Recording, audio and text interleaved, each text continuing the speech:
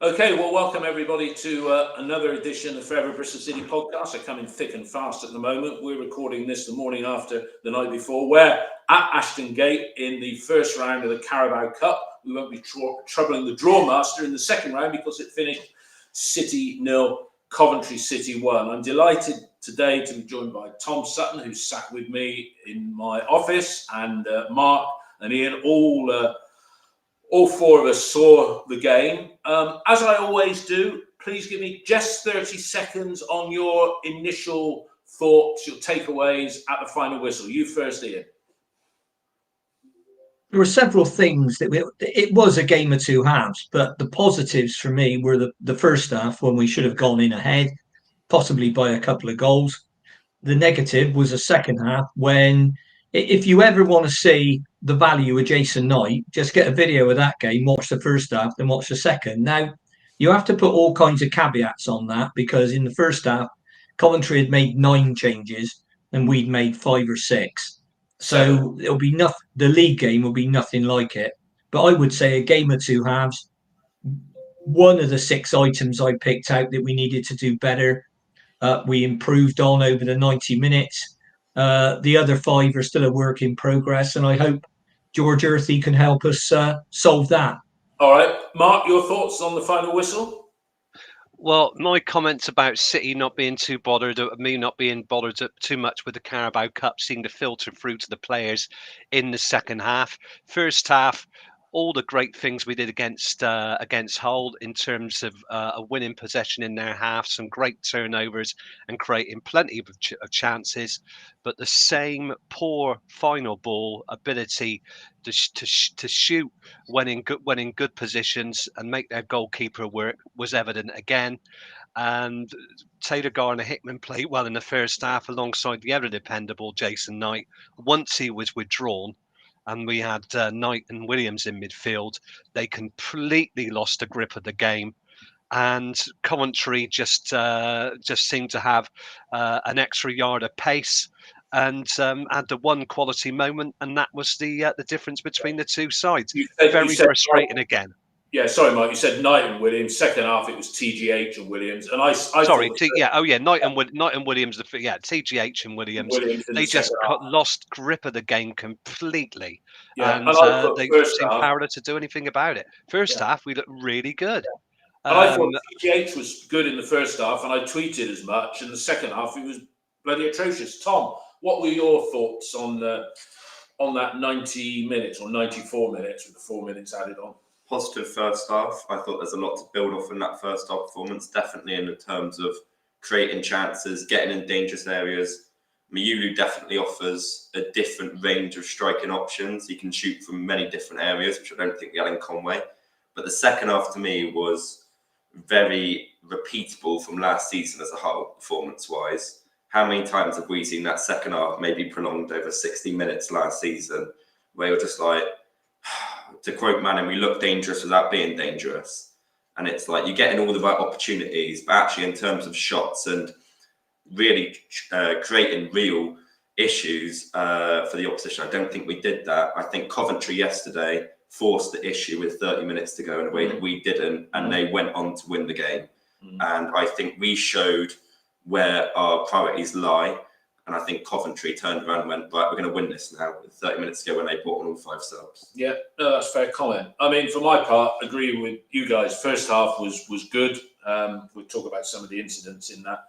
But second half, we just weren't at the races, and it just, it's frustrating when you look at a side like Coventry, who directly comparable with us, and, they look like they really mean business, and the strength of their bench, and ours wasn't too bad, but it certainly did make the difference. And, was it a case of Liam Manning outthought by a more experienced manager? I don't know.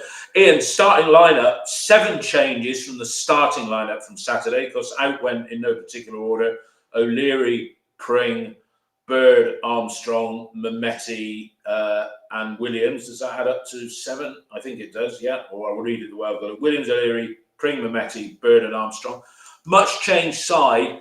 As expected, Badgett came in, and I sort of predicted Naismith and Roberts the likely choice is to come into the back four, which they did. What did you think of the lineup, Steve, and the selection of Bajic? I mean, I thought it was the right thing to do. I thought it was the right thing to do. I thought Bajic had a decent game last night. Couldn't blame him for the goal. That was poor defending. The players that came in, Naismith and Roberts, were predictable. I thought Roberts grew into the game and got better as it went on. I thought Naismith made some vital interceptions, but in the first half he was given a lot of time to play out and play and look good. He's got as good a range of passing as anybody at the club when that left foot gets going. Would I necessarily play him as a central defender? No, but we're okay in midfield now with the ones we've got. I think if and then you go through the side, Mayulu did well, but I think the only people that came out of that game last night who are going to give Liam Manning food for thought for what he's going to do against Millwall were the three I've just mentioned: Roberts, Naismith, Malula. I don't think any of the others did enough over the 90 minutes. As you said, Taylor Gardner-Hickman had a good first half, and there was a little bit of a movement on X for him to replace Williams in a starting lineup because he is more mobile and gets around the pitch better. Williams adds other stuff. So I think I think what Liam Manning will do is I'm just about to post on the chat line with a link. I think he'll probably play the same team in the same positions as he did at Hull as a result of that game last night. Although if he brought in Mayulu for Armstrong, that wouldn't be a total surprise. Okay, Mark, your thoughts on the lineup and some familiar faces in the Coventry Matchday squad as well. Yeah, with Jay De Silva and Casey Palmer. Nice to see them back at Ashton Gate, although I think Mark Sykes wouldn't agree with that, with the way that Jay took him out in the first half for a deserved booking, and I think Casey probably flattered to deceive on occasions. I think one great dribble and a poor shot. But you can see what he could do when he helped contribute to the goal. I thought Bajic was decent.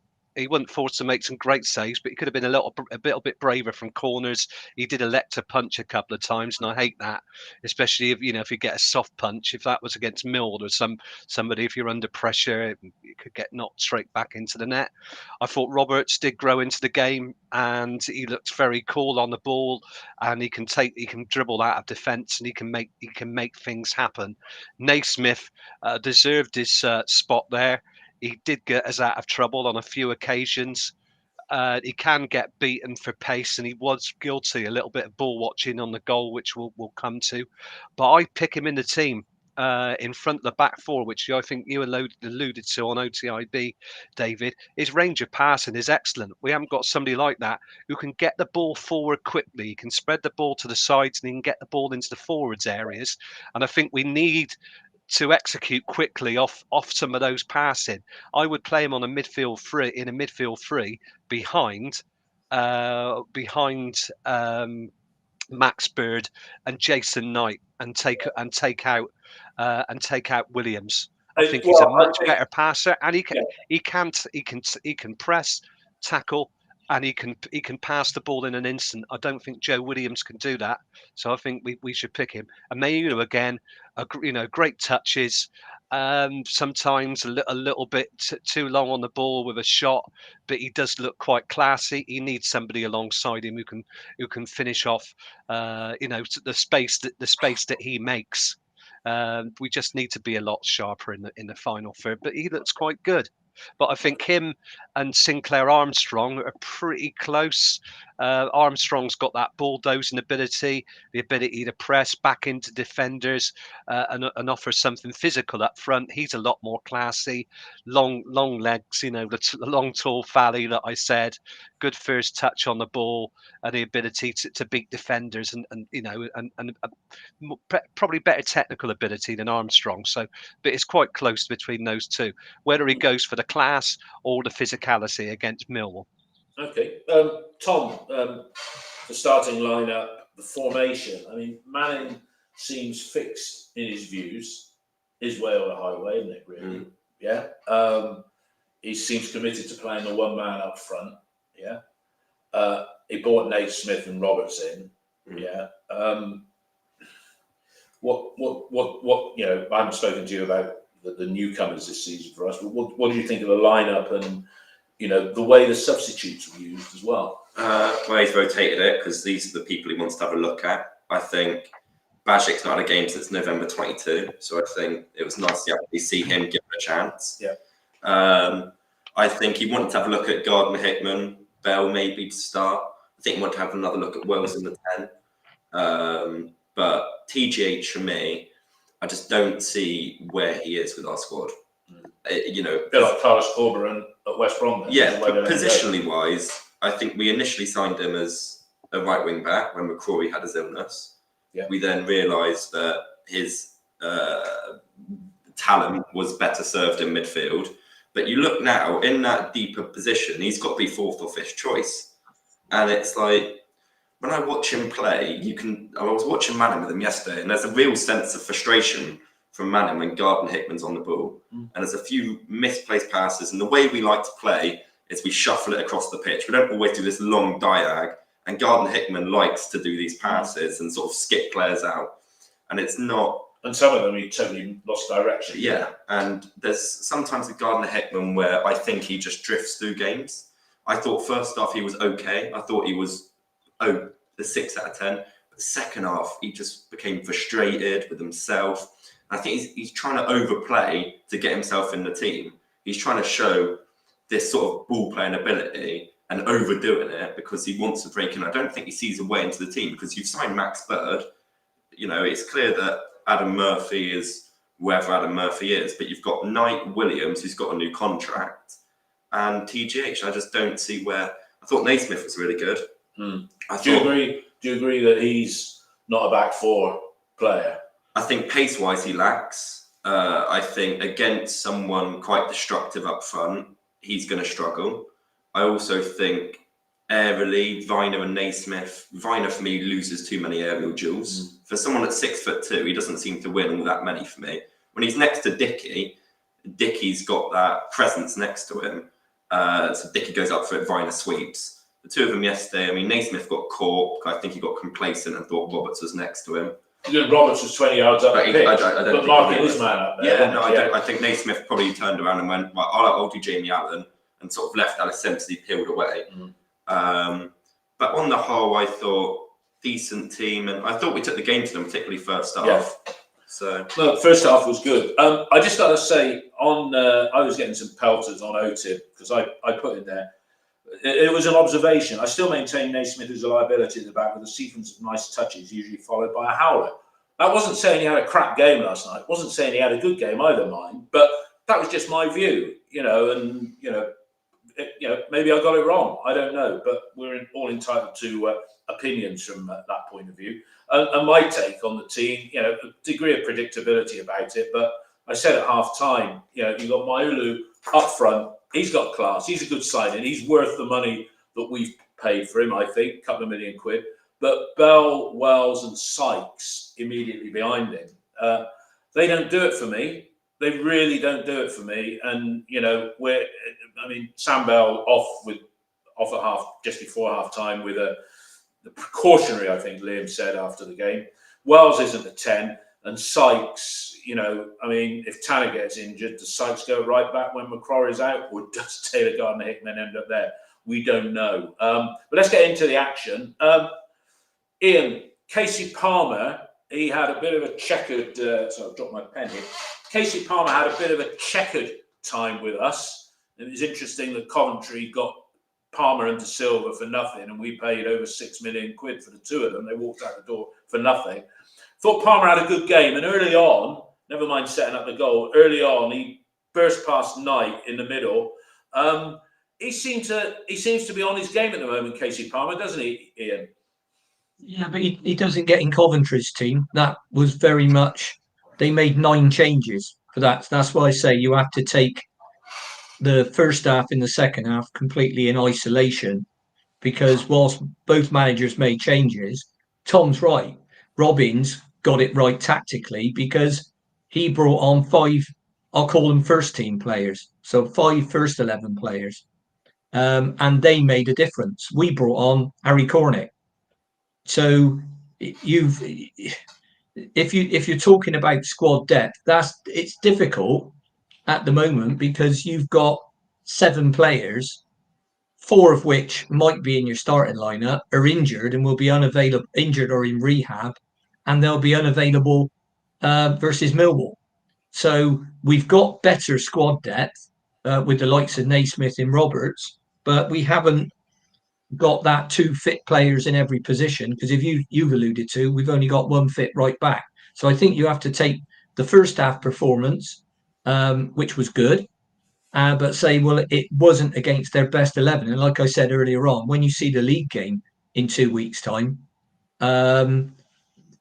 it'll be the 2 teams will look very different, and I take it'll be a very different game, particularly if we've got George Earthy in the side, who, if providing he's signed on time and all the rest of it, I'd give him his debut versus Millwall. I mean, he's a West Ham kid through and through. He's going to absolutely love playing against Millwall. We signed him because he's what we haven't got, so let's play him. Well, and that's it, because there's no point in signing players if they're not better than what we've got. That's the thing, you know. And Hirakawa, well, he's a number 10, Dave, and we've proved over the first 2 games we don't have one. Naki's not a number 10, and at 34, he's a fit bloke, but he's not going to get around and press as hard. And you saw the difference that Armstrong made up at Hull, leading the press, and then players coming onto it. They were trying to play, but they could not get out. Now, Millwall might say, well, we're not worried about not being able to get out, because we're going to pump the big diagonal, because Neil Harris is back there as manager now, and they've never played fantastic football under Harris. So I think it'll be a very different game, but we'll have a very different team, Dave. Yeah. Okay, welcome to Beyond Hope, a Coventry fan in peace. He said either side could have won last night. It was very low-key. Maybe our 5 subs at once changed the momentum. Absolutely right. We still had chances after we scored. And Nick Fadley, hey, I'm not a Bristol fan, just going on to hang out if it's okay. Of course it is. Nick. That first half, I was quite impressed. I thought it was okay, without threatening. I'll pick a couple of instances here. Mayulu, he set Wells up and knocked it wide. Roberts, deep run from inside his own half, fed the ball to Mayulu, eventually ended up with a bell cross that was headed clear to Knight. He put Wilson, he put Wells in. Wilson saved, Bell with a follow-up. That was a good pattern of play from City, wasn't it? Yeah, I think when Roberts gets going, it's pretty hard to stop him. Yeah, he's quite Pring-esque physically. His ability to bring the ball forward, I think, is better technically than Pring is for me.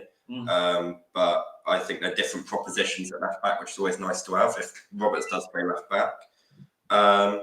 But Mayulu, I think what he does is he brings others into the game that Conway didn't. I think with Mayulu, he can play with his back to goal. Yeah, and he looks up and he can just set it. Now, he doesn't always get it right. This is a guy that isn't always going to get it right, because he's had 2 seasons in professional football.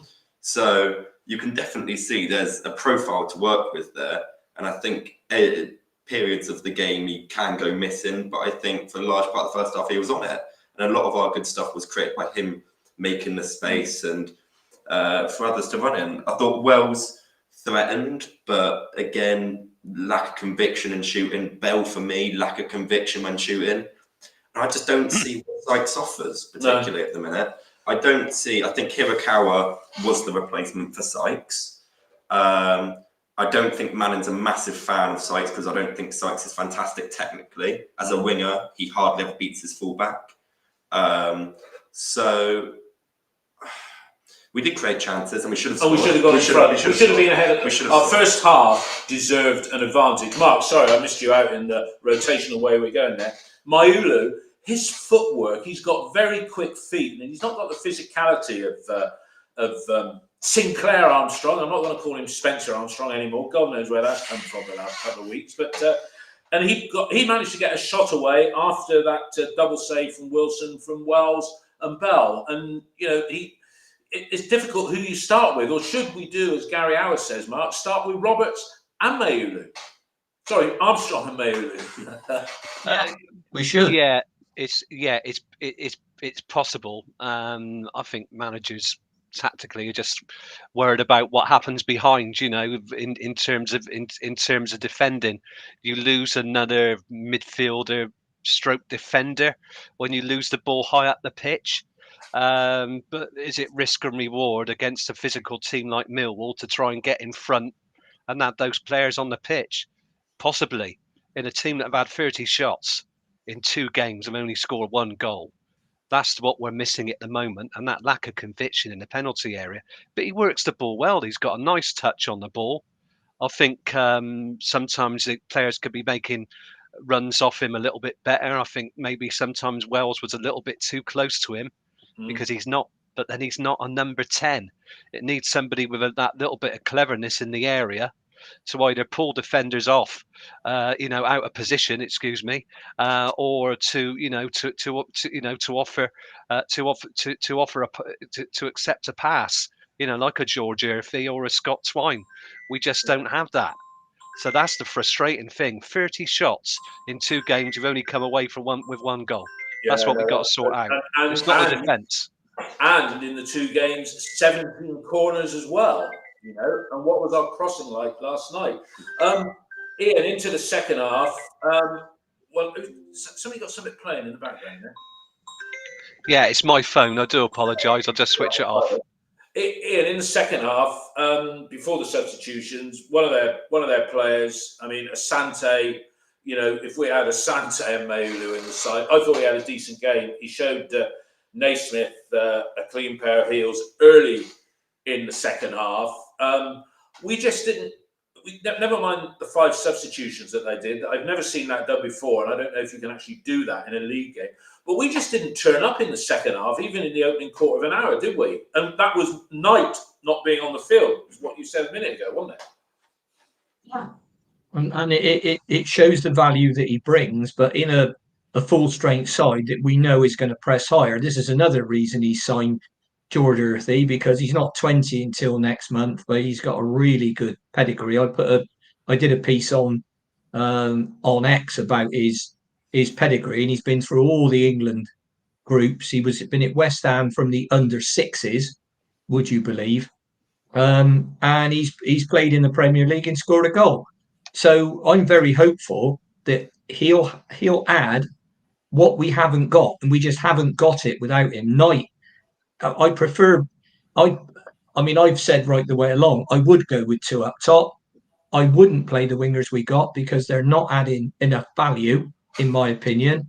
And I'd play with wing backs. And when McCrory's fit, you could have Pring and McCrory as your wing backs. 3 central defenders. We're spoilt for choice in some ways. You could go Viner, Dickey, Atkinson when he's fully fit. Viner, Dickey, Roberts, as we did last year, and that worked really well at Norwich, for example. You can go Viner, Dickey, Naismith. So, and if we were able to get McNally from Burnley, then you'd have another 6'4" centre back. So you've got choices. You could then play your 3, I would say, best midfield players. Williams is a 6, and then Bird and Knight in their 2 best positions, which is 2 8s. And then you could play 2 4. Where are you fitting Earthy into that lineup? Because you said what I'm saying is you've then got the option. You can play Williams, you can play Earthy, and you could play the 2 Bird and Knight as your 2 central midfield players in the 2. You can play Earthy as a more advanced position behind the strikers. That adds up to more than 11 players. No, it doesn't, Dave. I've said if you take Williams out and put in Earthy. So Earthy is the other one up top. No, you've got 2 up top, Armstrong and Fally, right? Yeah. That's your 2 up top. Yeah. Then if you play Earthy in midfield, hang on, let me speak and I'll explain it to you. Stop interrupting. You could black, Ian. I'm sorry. Oh Jesus! Look, all right. Don't bother, Dave. We'll play 12 players. Leave it at that. All right. Well, just finish your team. I'll let you finish what you were saying. Go on. Carry on, mate. Oh, that could have been done 10 minutes ago. You leave Williams out, right, and you play Bird and Knight next to each other, and then you play Earthy a bit further forward behind the strikers. So Right. if you like, you've got 3 at the back. You've got 4 across the midfield. 3-4-1-2. How's that? Now Right. that's how you, Okay. or you might say, well, we won't play with a 10 today. What you can't be with all this is predictable. So don't always, if everything has to go through a 10, all the other side has to do is mark the 10 and you've had it. Yeah. So you need a variety of things to do. But what I'm saying at the moment, my overarching point is our wide players aren't delivering enough quality in terms of goals and assists. I mean, there were 6 things I picked out on the performance against Hull. The only one I thought radically improved last night was our shooting, in the sense we got more shots on target and we made their keeper work a bit more. But the number of times I mean, I'll give you a perfect example. Mehmeti. Stokes makes a brilliant run. I thought he did well when he came on last night. Brilliant run. Roberts picks him out with a clever pass over the top. He pulls the ball back. It's a wide open goal. Where's Mehmeti? Stood out on the right wing. So all Jay Da Silva had to have is trap the ball and kick it away. Yeah. Where was Mehmeti then? All right. Okay. Ian, just backtracking on what you said, I was confused slightly there because you included Williams in your team, and obviously if you leave Williams out, the team as you outlined it is obviously 11 players on the pitch. Yeah. Mark, are we predictable? I mean, we've got options. Ian's just talked about playing wing backs, which I don't disagree with that. We can mix it up so much, but are we predictable? Has Liam got a fixed approach that is too fixed? We tend more, I think that Tom was saying, we shuffle the ball out to the wings a lot. And then when we do that, we don't deliver the ball into the area quickly enough, but we also don't put enough bodies into the area. So we might only have two players trying to get between 2 free centre backs or a full back. So there's no option for any on-rushing midfield players. They're always caught on their heels. What was good last night is we were seeing a lot of the ball coming from the centre directly into Mayulu. And what he's got to do, he's got to have an option to play that ball very quickly to another player, left or right, making a late run into the area, because mostly teams will try and push out and catch you offside. So somebody's got to make that late run. That was good. Good flat passes from Garner, from Knight, Garner, Hickman, and especially Naismith, where he was pushing out as an auxiliary midfielder. So that's good. So that we do create opportunities. The problem is when we get near the penalty area, we're laboured. We take too many touches. What tends to happen is when we're in transition, we look really good. There's opportunities to lay the ball off. We don't do it. We put our foot on the ball, recycle. We bring the midfield up. They bring defenders up. So you've got like 6 on 6 or 7 on 7. It's just too slow. The passing's got to be quicker. So I think what's frustrating about these first 2 games is we're creating so many opportunities to score that we're not taking. It's not like last season where, although we went off on an 8-game unbeaten run, I think collectively we'll agree some of the football was quite dire. We hung in games and we scored the odd goal, and we come out with a 1-0 win or a close win.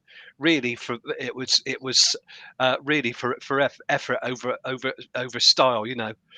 Substance over style. This time we have got a bit of style, but everything breaks down in the penalty area. That first touch near the 18-yard box has got to be a lot quicker.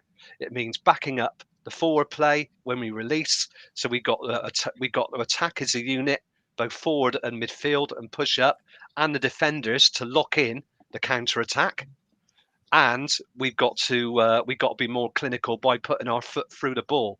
You see some of the efforts that we lean back and we seem to brush the ball towards the goal, not get our head over the ball and hit through it. We just don't do it enough. It's just too soft. Tom, what's your thought on that? I mean, my headline on the fans forum was we're a bunch of nice chaps, but we've got no cutting edge. 100%. But yet we're praising Mayulu. I think with Mayulu, he brings other things to the game. I think his game's more than just goals, whereas Conway was just out and out goals. I think for wingers, for me, we lack someone with a real finishing edge, someone that can score goals from wide. A wide forward, we don't have that. Now, you look at teams and we're never going to get the quality of someone like a Jack Clark. But when Sakamoto came on, he offered something. And he offers something that I don't think we have. When Bell gets on the ball, his lack of confidence to go one-on-one, he's always and Sykes, Sykes for me, I just don't see it with him. For back end of last season and the start of this season with Sykes, and all the pre-season, what Sykes does is Miulu will get it and Sykes will peel off him and does this lazy touch with his right foot.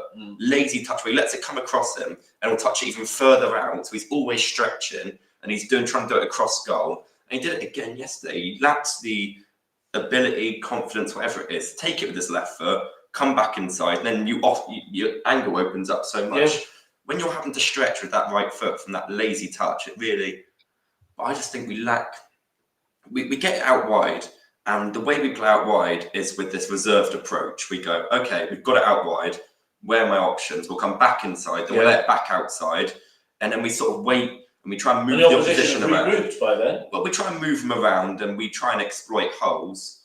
But we need someone in the 10 who can get it and then you play to the middle. You just do one pass, bang, you open them up that way. You need the dynamic ability because you can go out wide. You can come back inside. That's the time and the place for that in the game. You keep the ball, you keep control. Manning's all about control because the opposition's not going to score and you're going to knacker them out and move them out of shape by keeping the ball in that way. But the ability to snap your fingers and go, right, one ball, bang, and Sinclair Armstrong running off the shoulder. There's not going to be a scarier person running off your shoulder than Sinclair Armstrong. And Miulu's going to take up two defenders himself with his ability and his profile. So 110, I think, the way we have to play if Earthy comes in, we can't rely on Earthy. I think that's far too much for a 19-year-old coming in to go, right, it's all in you now, Earthy. Yeah. You create, we'll give you the ball, you do what you want. And that's why I think you need to sign 2 10s for me. All right. Okay. Ian, Earthy, as well as or instead of Twine? It could be as well as. If Burnley decide they're coming to the party, we're still in for Twine and McNally. If we're not, I still think if Tommy moves on, and I still think he will, we'll sign another 10. We won't sign another striker. So because the thing is, I'd start Earthy, and I wouldn't say, look, it's all on you, kid. I'd play him, see how he does. All right, you can always hook him and go back to what we know is all right. Push Bird further forward into 10, but you can alternate between those two players. Now, I think, a lot of fans have said it. I'd like to see us go with Fally and Armstrong because I think they're very different and they complement each other and they'd scare teams to death.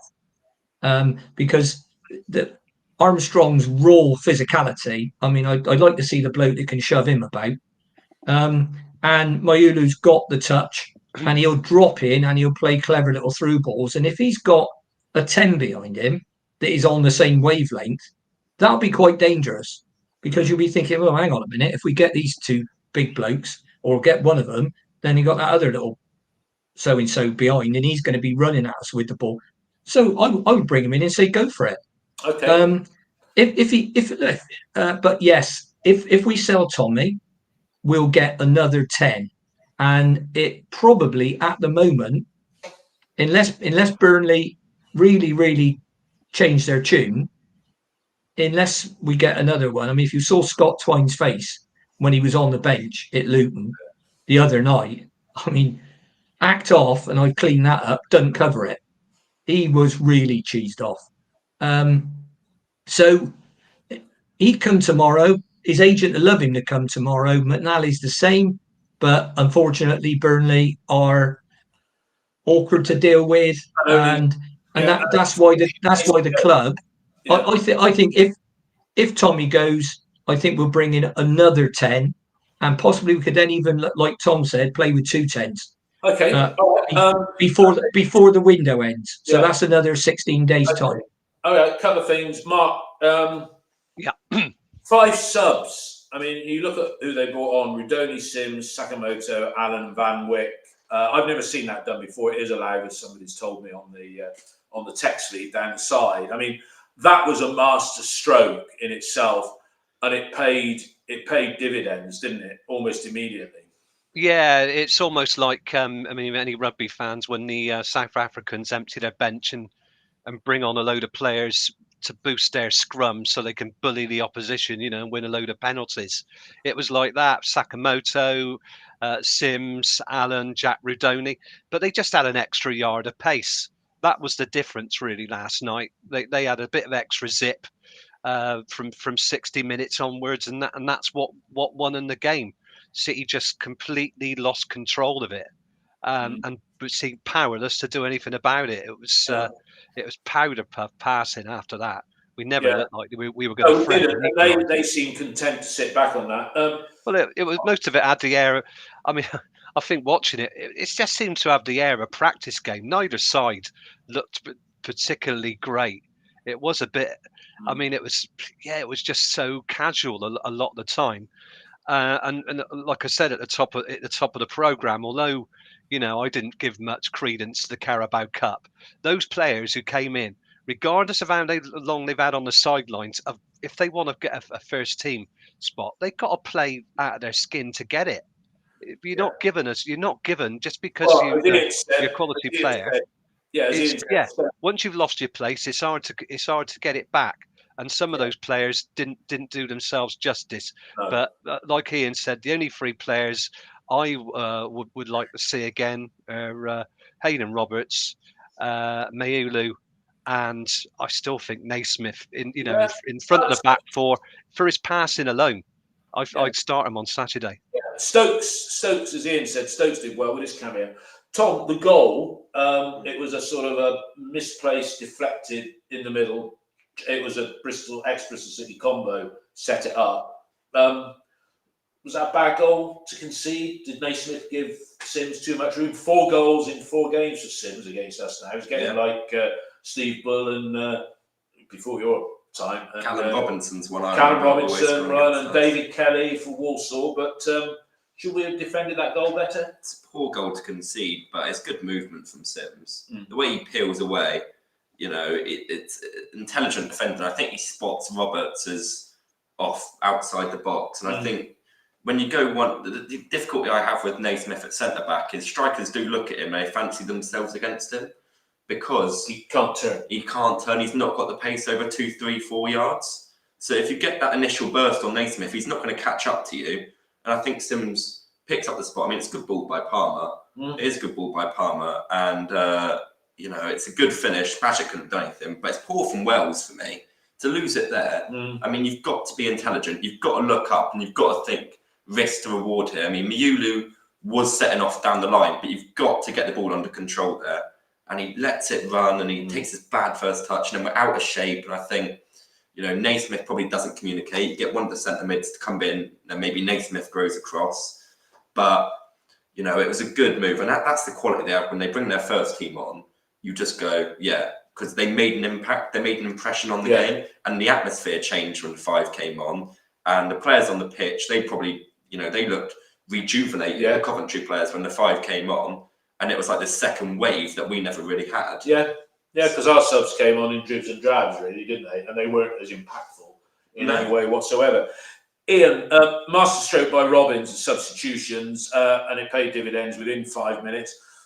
A poor goal to concede. Any goal is a poor goal to concede, but Naismith was exposed a bit there. Any blame on Roberts because he was 20 yards up the field, but then he was close to the player he was meant to be marking. Well, Roberts can't be in 2 places at once, and the move broke down with Naki, as Tom said. So, and there were a few occasions where we did really daft things like knocking the ball across the field and getting it picked off and things like that in the second half that was just getting annoying. I think there's 2 ways you go about a game like that. You start a weakened team and then make your changes, or you start a very strong team, get two goals up, then make your changes. And we went for option 1, and Coventry went for option 2. Now, by the time they went for option 2, they could have been 2-0 down. Mm. They weren't, and that was as much that. Well, their goalkeeper made a couple of decent saves, and but a lot of that was down to our finishing. And I do agree with Mark about put your foot through the ball, hit it. I mean, and some of the stuff, you know, we try is just lazy minded. I mean, Joe Williams had a shot up at hole, 20 yards out on his left foot. I mean, it's gone in the crowd, and you thought, well, yeah, what else was going to happen? Mm. He struggled to do it with his right foot, never mind his left. So things like that are just, I call it lazy mindedness. Yeah. But no, I think there's the first half was promising with the caveat on, you know, we did it one way round, Robbins did it the other way round, and the way that Mark Robbins did it finished up winning the day. But they only won by 1 goal. It's not like they came on and they didn't do much else other than that. And I mean, the closing stages of the game, Mehmeti put in a good shot that was saved by was it Ben Wilson in goal for them. We had a corner that Viner hit him rather than him hit the ball, and that could have gone in. And if I recall correctly, Stokes pulled the ball back and it trailed across the line, and there was nobody there to apply the finishing touch.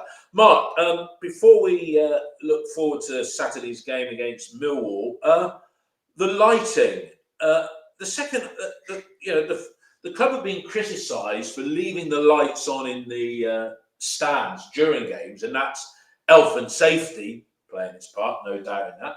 But I sat in the lower Lansdowne. It looked semi-dark over on the Dolman side, and literally the crowd over that side, they were almost, well, not invisible, but and some people have commented on the thread. Yeah, some people have commented on the thread about the lighting, and I think also on OTIP. Did you think the lighting on that Dolman stand side was a bit wanting? Well, if anything can help our strikers see the ball better, perhaps they should improve the lighting. I think, I mean, I watched the game on TV. What upset me about that was the buffering. The constant buffering on Sky Sports Plus was awful. So much so that I had to wait 20 seconds to see Mehmeti's shot before that was saved by Ben Wilson. It was almost like they should have played cliffhanger music. It was absolutely awful, especially in the second half. It seemed to happen every minute of the game. But the buffering was awful. But going back to lighting, perhaps Bristol City are going to introduce usherettes, you know, walking backwards down the aisles with some popcorn and maybe a raspberry ripple and a Kia-Ora. I think, you know, make it, because, you know, obviously we allude to the 70s. Sorry, Tom, you know, the halcyon days. Maybe we should bring back usherettes with torches. That might help. Well, back in the old days in football grounds, they did have usherettes because there were people that go around with the strap around their neck and go round the edge. I used to sit on the ringside benches, as they were called, in front. Did you say ringside? Yeah, ringside. No, well, ringside seats. They were like pitchside seats, but there we go. But no, the lighting was. Yeah. And talking about the coverage as well, you said buffering. I saw we scored on Saturday against Hull, and it came up on the Sky video printer before it had actually been scored. So there's a good minute's delay on there. So it ended up about 4 minutes. It ended up about 4 minutes behind on the Sky coverage. Yeah, because they weren't moving directly forward once they buffered. So the buffering must have all the seconds that accumulated. It was about 4 minutes behind. I knew we were a goal behind, just checking the BBC coverage while I was watching the game. I mean, you expect it to be a minute or 2 minutes behind, but with all those accumulated seconds, I mean, it became 4 minutes behind. I gave up in the end. Yeah. But yeah, I mean, I don't think the lighting makes a lot of difference. But what really came away with is just the poor shooting. Like I said, 30 shots. I mean, 15 shots in an away game is great if you win the game. 15 shots in a home game when you don't score is pretty poor. And we forced the keeper to save, but that's what we got to sort out. Interesting. You and Ian both watched it on TV. You were sat a few rows down from me in the lower Lansdowne, Tom. It did look dark over that side. It was dark. Me and Dad were so confused. We were like, is this a deliberate decision by the club to switch off the lights, or was it a malfunction? But the lower part of the dolmen was pitch black. Yeah, was pitch black, and it made a bizarre I think all the Coventry fans were looking at it, and all of us are looking at it like. Well, it was over in that far corner in front of section 82. You could hardly make it out, you know. Tom, And it was unusual. Tom, the three of us remember the 3-day week. I mean, we've grown up in tougher times.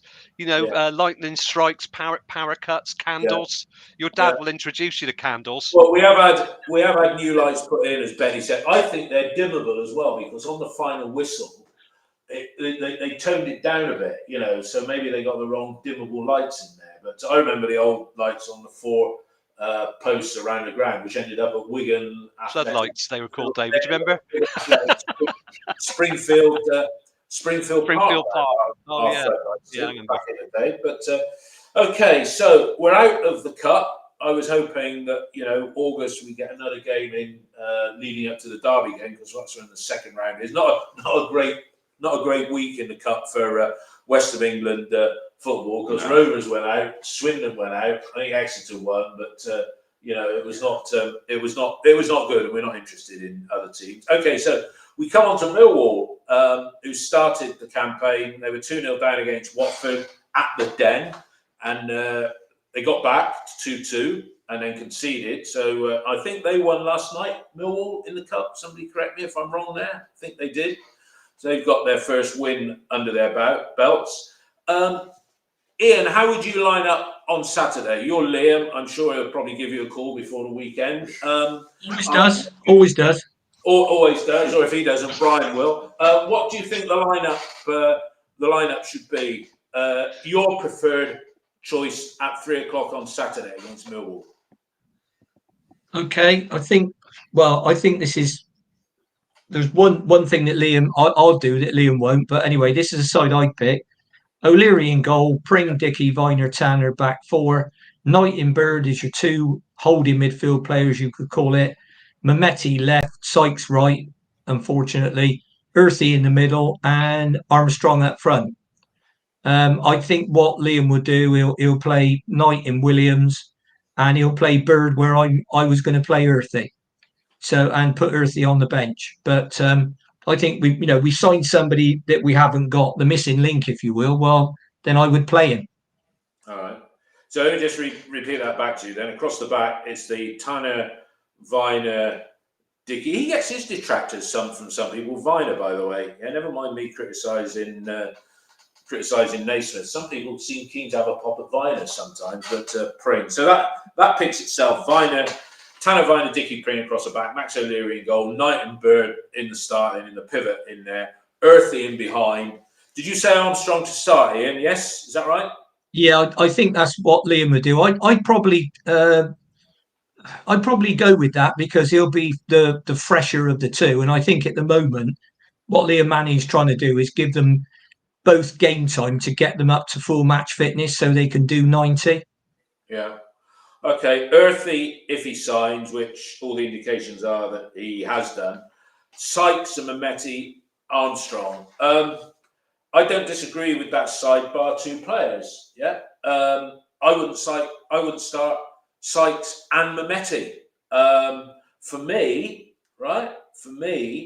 I would. No, I'll let the others have a word first, right? Mark, how would you line up?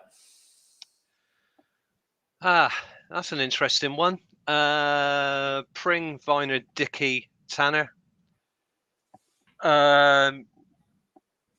Naismith, Bird, and Knight. Armstrong, Mehmeti, and Mayulu. Interesting. That's quite different as well. So let me just repeat that back to you. So again, as always, there's a number of players that pick themselves. Matt, Tanner, Viner, Dickey, Pring, Knight, Bird. You've got Earthy in there as well, haven't you, Mark? Is that right? Yeah.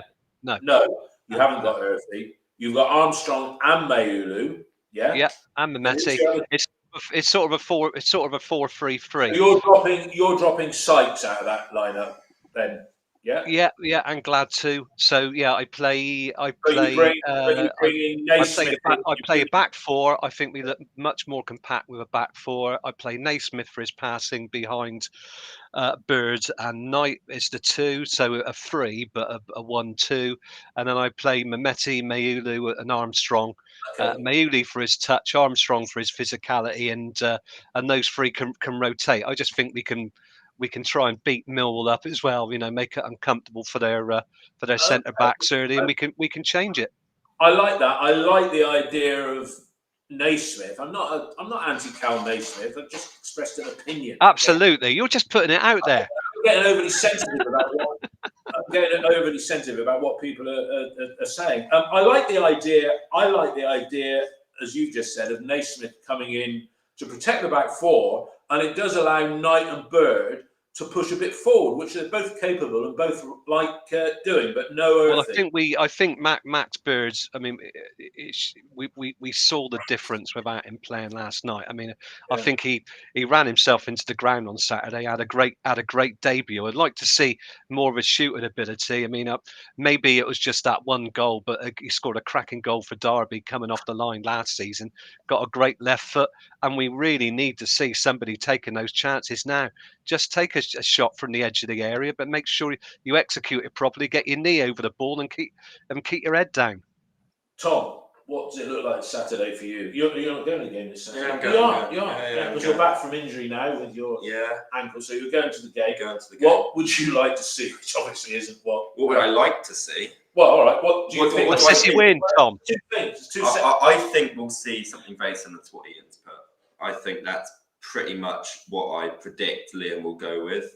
What would I like to see? I'd like to see us go to a back three. Which would be with players available? I would go the same back five as last season. So I'd Pring left wing back. I'd have Roberts left centre back.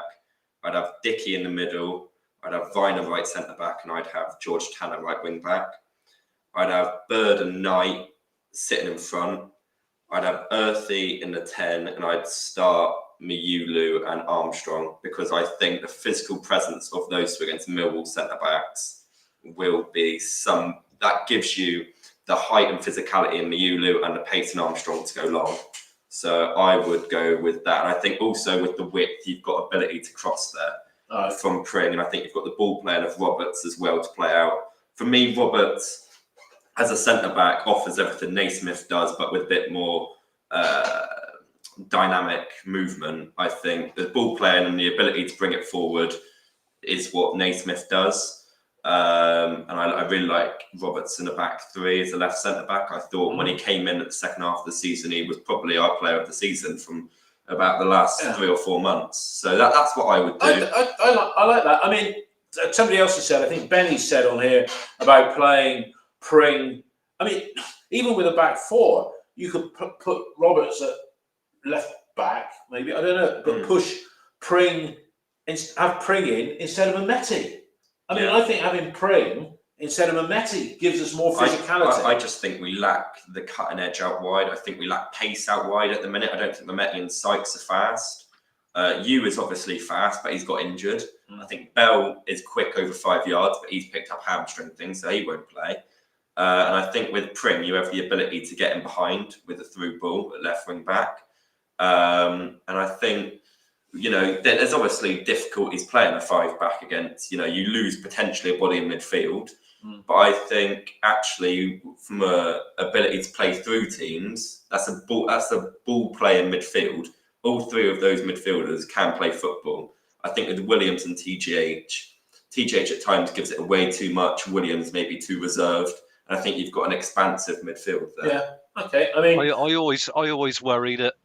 I mean, it's the discipline when you're playing wing backs. It's a discipline of keeping your left centre backs close to your wing backs and vice versa when you're going forward and when you drop back in. Because if there's too much space, teams can get in behind us, as Stoke showed last season when we were pushed too far up. We hadn't showed that in previous games. And I think that we play in too linear a style that just encourages too much play down the flanks. Whereas I like to see us play through the middle and we look a bit more compact with a 4. Although on the other side, if you saw it against Vidam Tway in the friendly, we played with a back 4, but we did play a lot with Pring high. So most of the time going forward, it was really a back 3, because Pring was playing forward at the 4 to attack. So it's a bit swings and roundabouts, but yeah, I mean, if we switch off.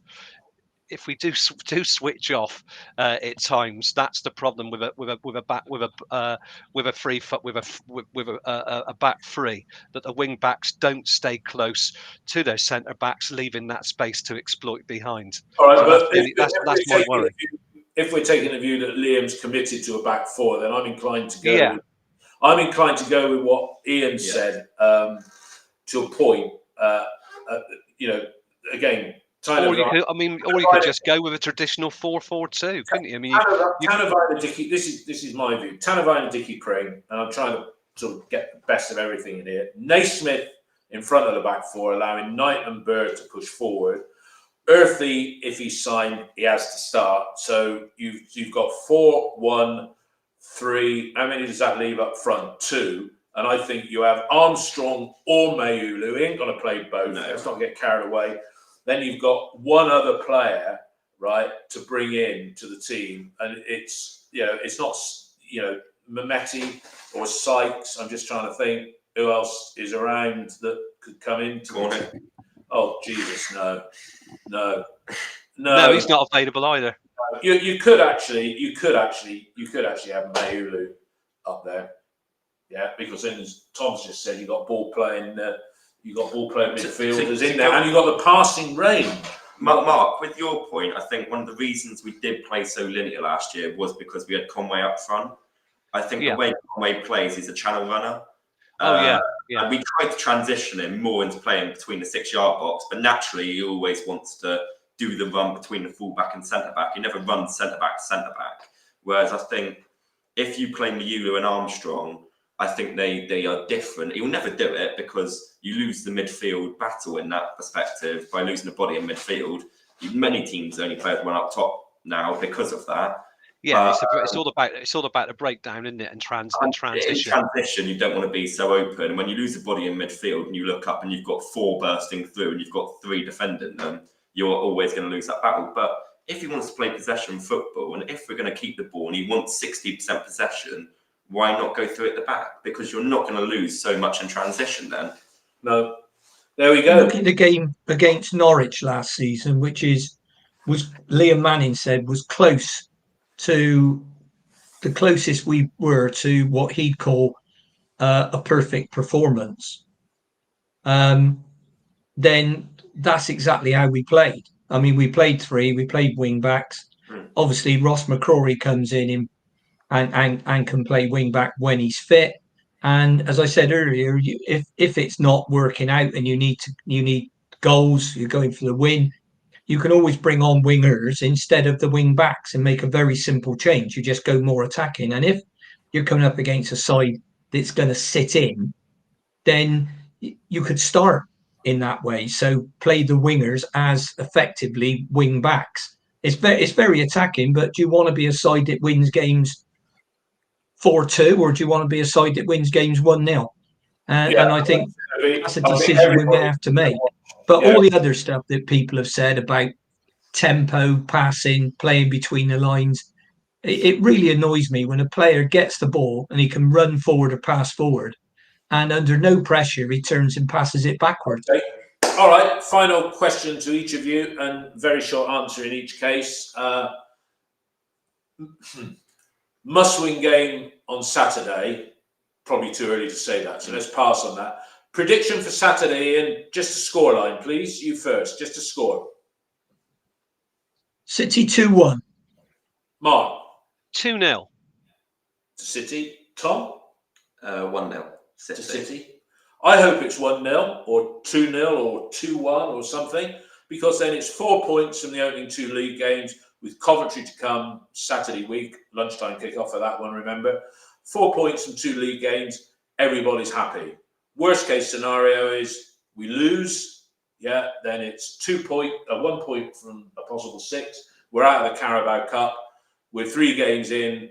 It then puts pressure on the Coventry game in just over a week's time. We could have talked for a lot longer. I've got to shoot off down to Devizes. We'll be recording our Millwall review at 9 o'clock on Sunday morning. For those of you, thanks to everybody that's listened or watched live on YouTube. This will be up on Spotify, etc., but not until probably much later on today, because I've got to shoot off to Devizes. Just so people know, there's a Senior Reds lunch at Ashton Gate on Thursday. Brian Tinian's a speaker there, so we'll give all the info that we can from that. It'll be interesting to hear what Brian has got to say. But in the meantime, everybody, thanks a lot for listening. Come on, you Reds. All the best. Cheers, everybody. Thanks. Goodbye. Have a great week, everybody. Cheers all. Take care.